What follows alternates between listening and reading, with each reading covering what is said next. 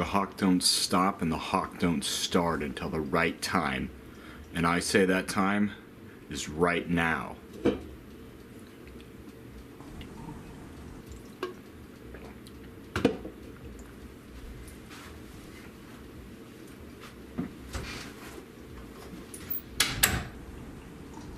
This is as unpolished of a version of Tony Hawk's Pro Skater as one can get, which is totally fair seeing as it's also the first version of Tony Hawk's Pro Skater. For instance, I have a Hyundai Elantra, but the first version of that looked like this. And before that, cars looked like this. So let's cut the PlayStation version of Tony Hawk's Pro Skater some slack, right? The Dreamcast version was technically more impressive and a little more forgiving, and the N64 version had no FMV, no load time, and one black and white photo of a random woman, and I'm not making that up, that's in the game. Now, I love this game, but you have to acknowledge that it exists on its own, as it was originally on its own. You cannot enter with the knowledge that you can't, like, revert or manual or ride a BMX bike or, like, shoot apples at Bam Margera's privates like you do in later games. You have to look at this game as it is, without the frame of reference of the sequels, or else you're going to be disappointed. This game has the fewest bells or whistles of any game in this series, and as a man who has stabled hundreds of bells and whistles to his Hyundai Elantra, I know you can't just exist on bells and whistles. You need the sublime horsepower and fuel economy of a Hyundai Elantra underneath, or Tony Hawk's Pro Skater. This game just makes me happy. When I am sad, I play Tony Hawk's Pro Skater, or at least I play it until I am happy. I tried to register it as an antidepressant, but I'm not qualified to do so, and I also grossly misunderstand medicine. I love the fashion in this game, like Jamie Thomas's kid in the back of English class thing he's got going on here. Also the completely mundane levels, like a warehouse, what appears to be a college campus, and Minneapolis. You also break into the mall through a giant glass pane that's supposed to stop you from getting in, and it does a terrible job. Then at the end of the game, you run into a bunch of boxes with Bruce Willis's face on it. This game gave players a sense of freedom in a time when freedom and speed like that wasn't really available in console games. I love the physics in this game, and that's really what keeps that feeling in the game, like you're jumping off ramps and precisely hitting a rail 40 yards away. One of the most difficult parts of this game is the secret tape on Downhill Jam, which is famously as frustrating as anything else. Until you get it right, when it feels great, you feel like you did something.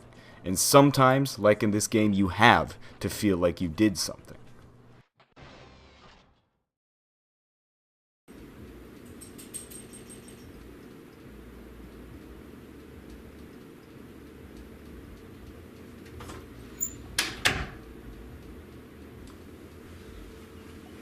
A bunch of Hollywood phony Washington, D.C. scientists tried to tell me Tony Hawk was not the solution to depression and should not be prescribed as an antidepressant. Well, a bunch of Hollywood phony Washington, D.C. doctors also told me that I shouldn't drink the blood of a witch. Drink witch blood. Witch blood, witch blood, witch blood.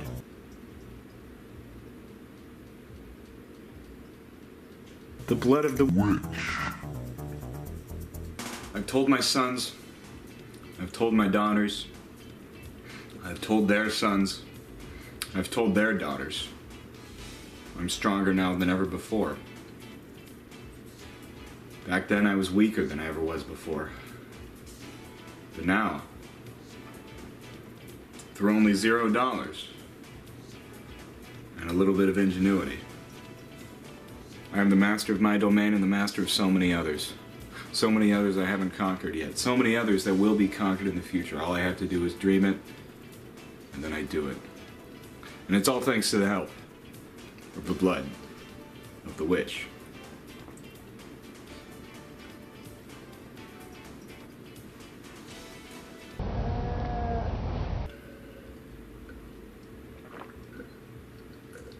Don't know.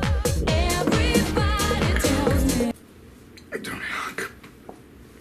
Tony Hawk. Hawk. Tony Hawk. Tony Hawk. Tony Hawk. Tony Hawk. Tony Hawk.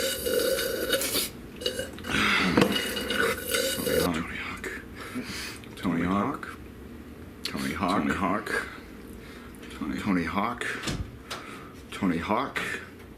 Tony Hawk. Tony Hawk.